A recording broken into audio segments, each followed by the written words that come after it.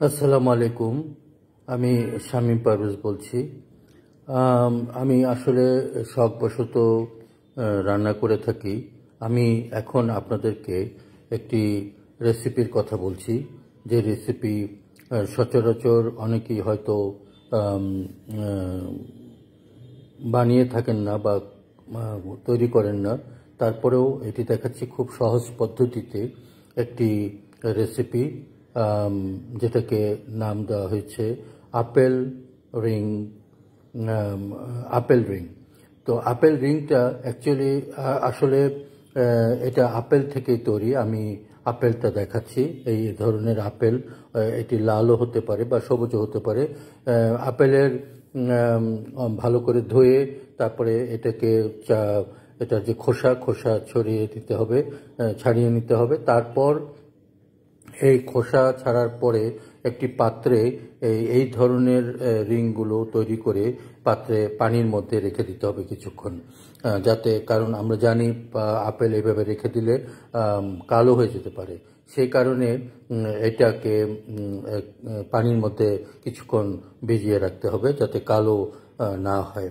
আমরা এই আপেল রিংটা বানানোর জন্য একটি নাজল ব্যবহার করেছি, যেটা দিয়ে আপেলটা ঠিক এইভাবে যখন থাকবে, আপেলটা প্রায় আধা ইঞ্চির মতো পুরো করে আপেলটাকে কাটতে হবে। আমি ঠিক দেখিয়ে দিচ্ছি, ঠিক এই ধরনের ভাবে কাটতে হবে। এবং ভিতরের যে ইয়েটা আছে, এই রিং দিয়ে এটাকে ছাড়িয়ে নিতে হবে।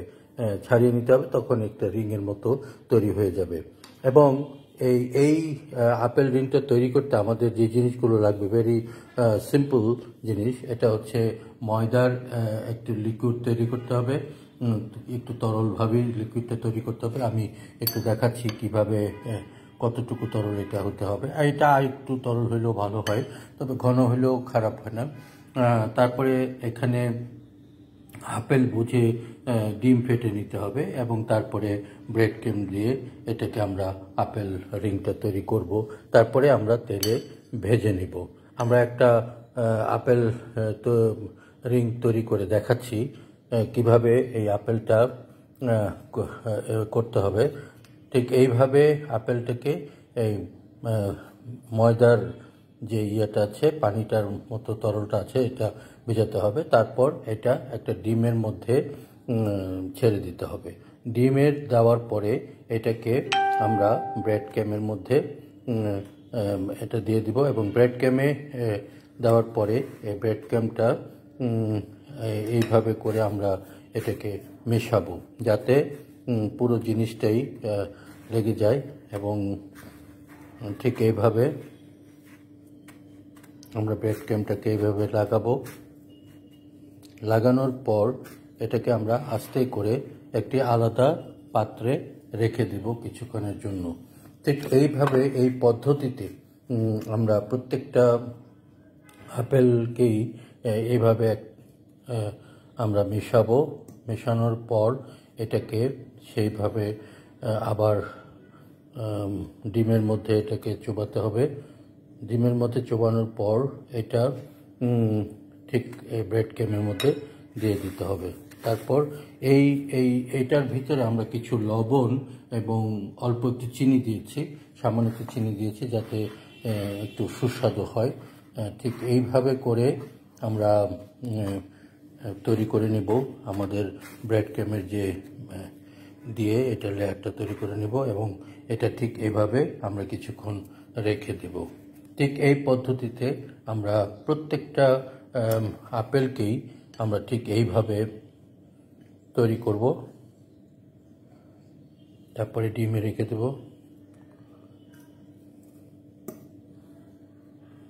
তারপর এটা ব্রেড ক্রাম্ব দিয়ে এটাকে ঢেকে দিতে হবে।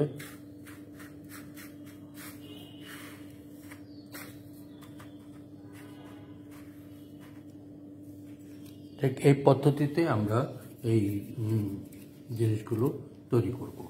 তো প্রিয় দর্শকবৃন্দ, আপনারা দেখছিলেন যে কিভাবে আপেল রিংটা তৈরি করে নিতে হয় ভাজার আগে। কিছুক্ষণ পর আমরা আবার আসছি আপনাদের সাথে।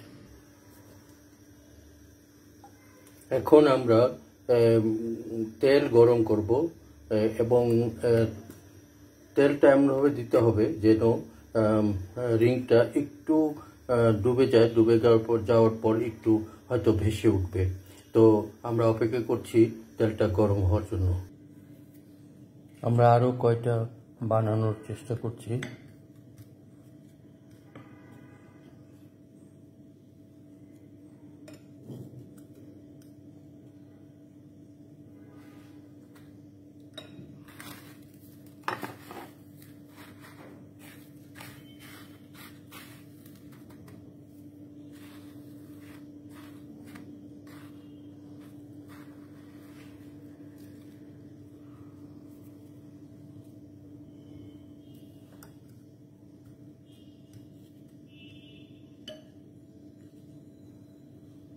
আপনারা দেখছেন প্রথম ময়দার যে পানিটা রয়েছে সে পানির সাথে আমরা এটা দিচ্ছি এবং তারপর এটা ব্রেড ক্যামের মধ্যে ছেড়ে দিচ্ছি।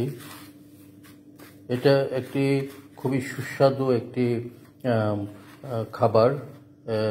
যে কোনো অতিথি আপ্যায়ন অথবা যখন রোজার মাসে ইফতারির সময় এই খাবারটি আপনারা ইচ্ছে করলে খেতে পারেন। খুব সহজ উপায়ে, সহজ পদ্ধতিতে এই আপেল রিংটি বানানো যায়।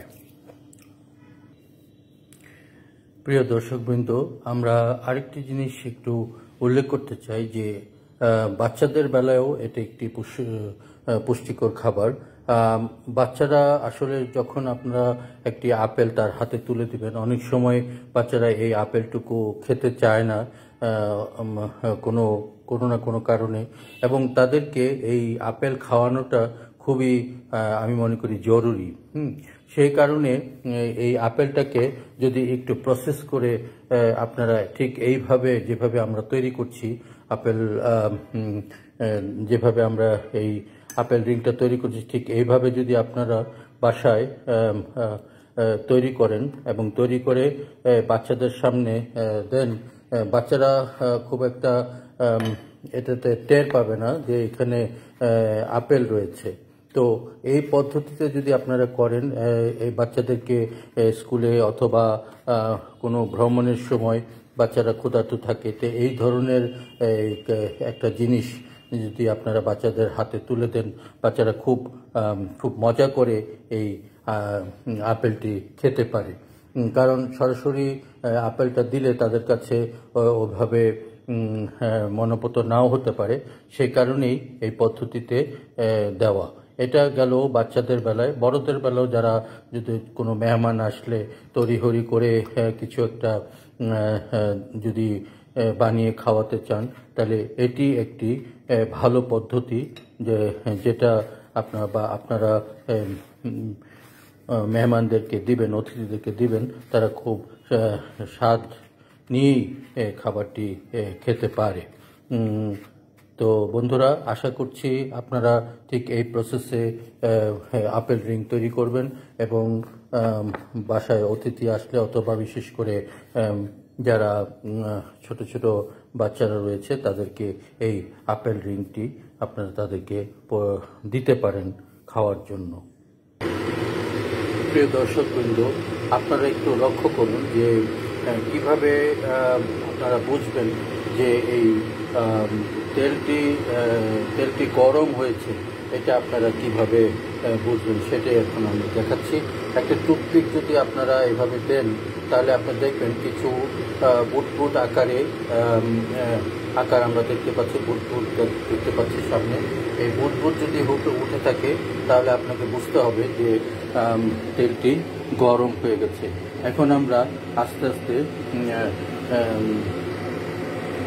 আস্তে এটা এইভাবে দিয়ে দিব প্যানের মধ্যে। প্যানের মধ্যে দেবো এবং হিটটা থাকতে হবে একটু মিডিয়াম হিটের মধ্যেই এটা করতে হবে যাতে পুড়ে না যায়। আপনারা দেখছেন আপেল রিংগুলো ঠিক এইভাবে আমি তেলের মধ্যে দিয়ে দিয়েছি এবং ঠিক এটা যখন একটু মানে অপেক্ষাকৃত ব্রাউনিশ কালার হয়ে যাবে, যদিও এটা কালারফুল একটি ব্রেড ক্রেমে আমি দিয়েছি, তারপরেও একটু ভাজনার পরেই বোঝা যাবে যে কতটুকু ভাজা হয়েছে সেটা। তো এইভাবে করে আপনারা প্রত্যেকটা রিংই আপনারা এইভাবে তৈরি করে নিতে পারেন। হ্যাঁ, খুবই তাড়াতাড়ির মধ্যে বাসায় যদি আপনারা অতিথিকে আপ্যায়ন করতে চান বা নিজে খেতে চান অথবা বাচ্চাদেরকে আপেল রিং পরিবেশন করতে চান, যেহেতু বাচ্চারা অনেক সময় সরাসরি কাঁচা আপেলটা খেতে চায় না, ঠিক এই প্রসেস করে যদি আপনারা দেন তাহলে আমার মনে হয় বাচ্চারা খুব এনজয় করবে, বাচ্চারা খুব মজা করে এই জিনিসগুলোকে খাবে। যখন এটা হয়ে গেল 4-5 মিনিট পর আমরা এটাকে রেখে দেব একটি টিস্যুযুক্ত একটি পাত্রে, যাতে তেলটা পুরোপুরি টিস্যুর সাথে মিশে যায় এবং সেভাবে একটু শুকিয়ে যায়, তেলটা ধরে যায়। ঠিক সেভাবে আমরা এগুলোকে